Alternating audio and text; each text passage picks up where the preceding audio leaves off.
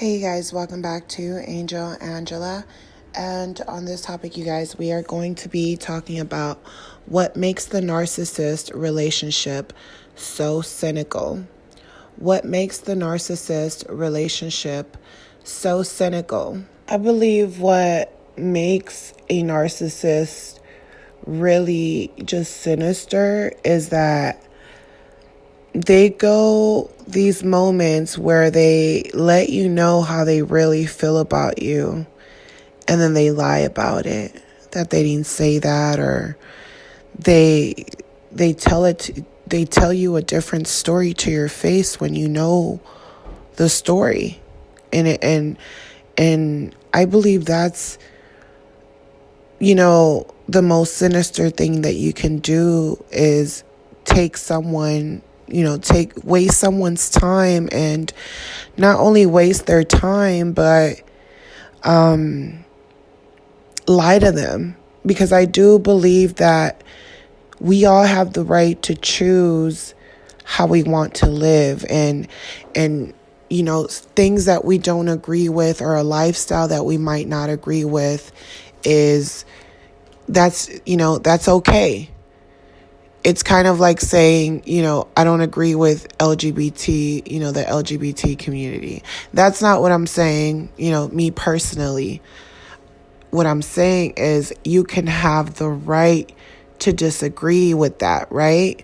But now, if a narcissist is clearly gay and he is coming into your life and he is playing mind games, to me, that is sinister. You know that you're not attracted to me. You know that we'll never be together. You know that, all these things.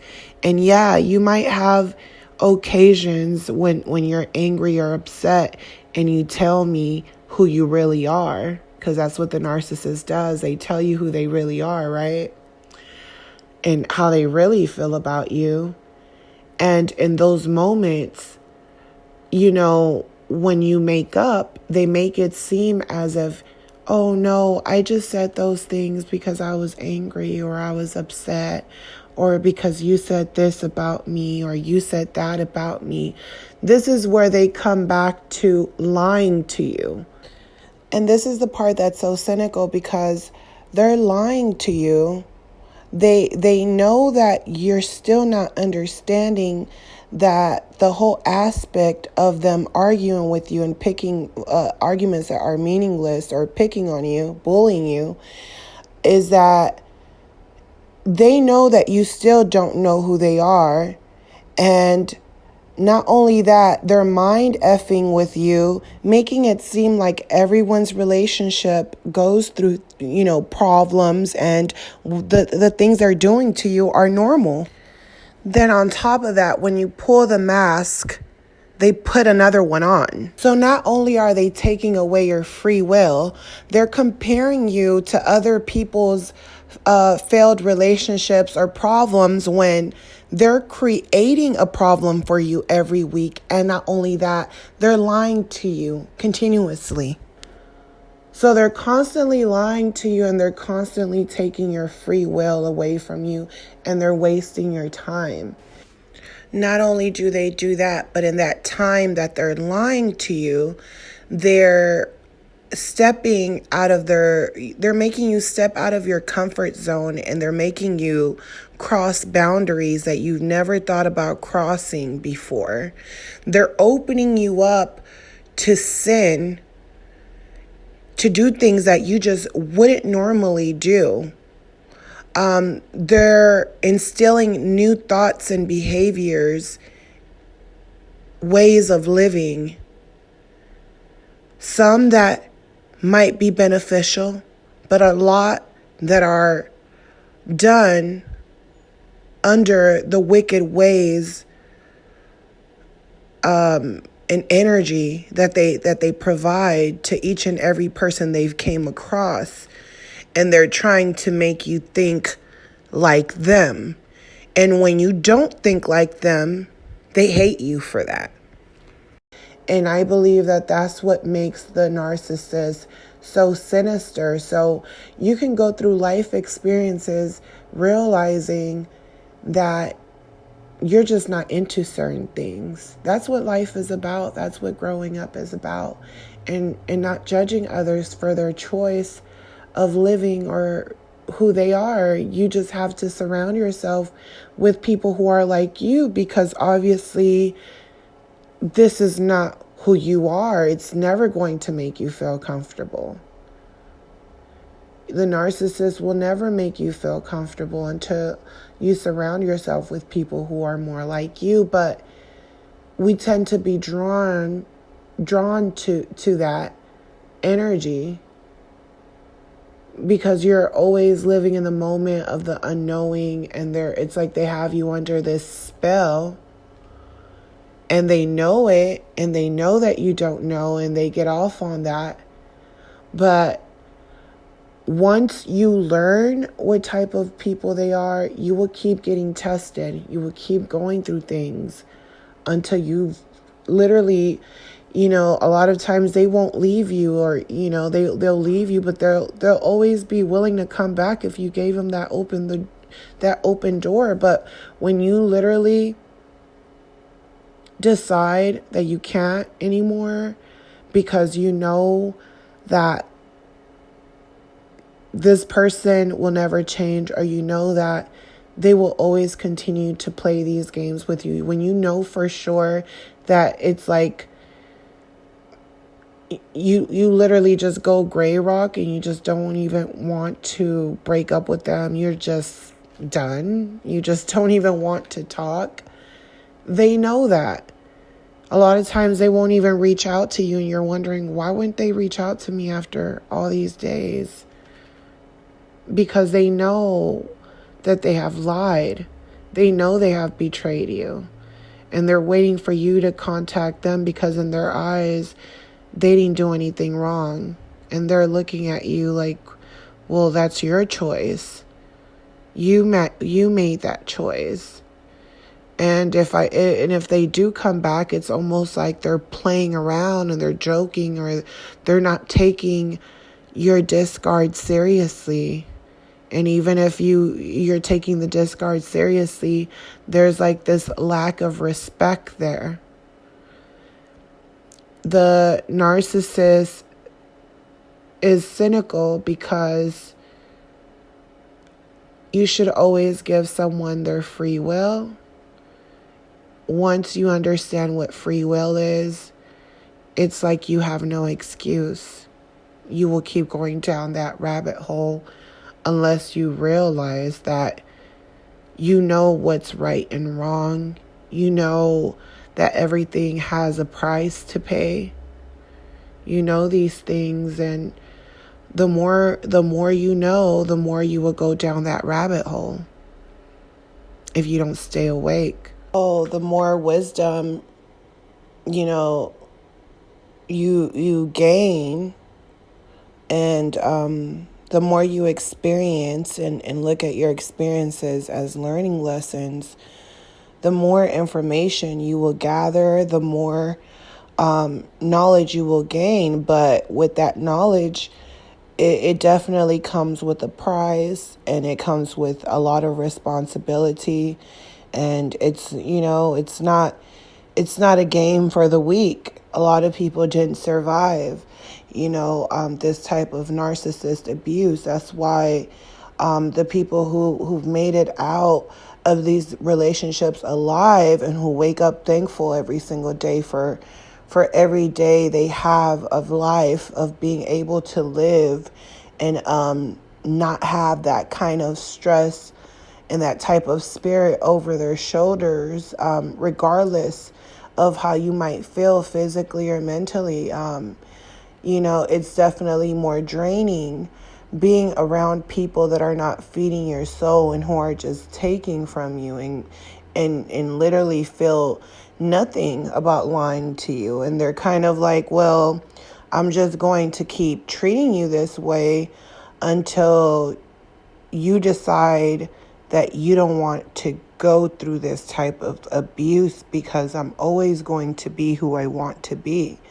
And that's just who I am. And if I decide to change for someone else, that's just who I am, and you can't hate me for that, because I've given you a tool, and the tool is, you decide what you want to deal with. You decide how you want to live your life.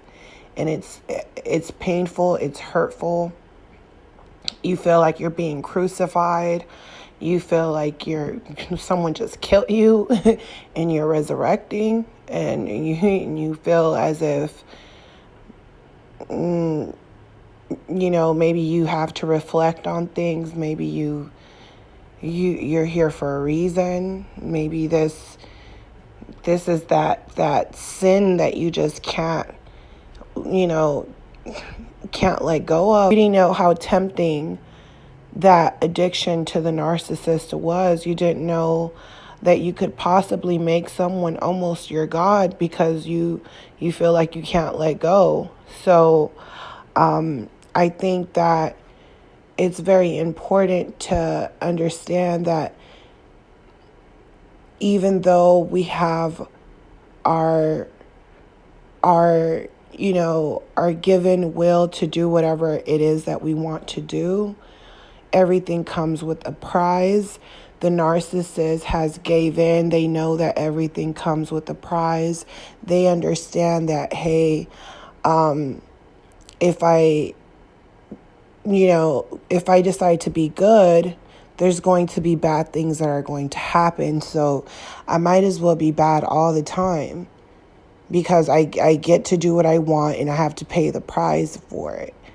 Only to, at the end, get what they want and then pay the price. When instead, a lot of us have to pay the price to understand what we went through in our past experiences and how everything's connected. And then we actually, if we let go of that bad habit that has, tortured us, which is the narcissist, maybe it would be your turn to get your prize once you're focused on the right thing. And it's like, you lost, but then you won. And the narcissist feels like they're winning at first, and then they lose.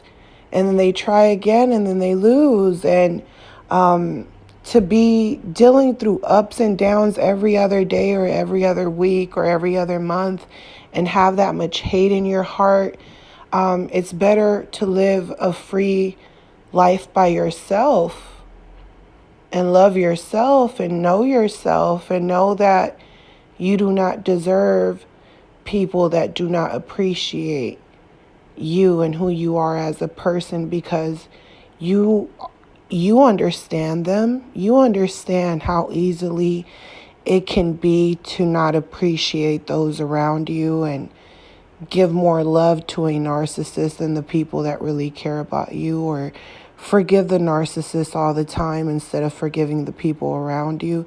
You understand that. What you simply can't understand is why someone would torture you and play with your emotions for that long.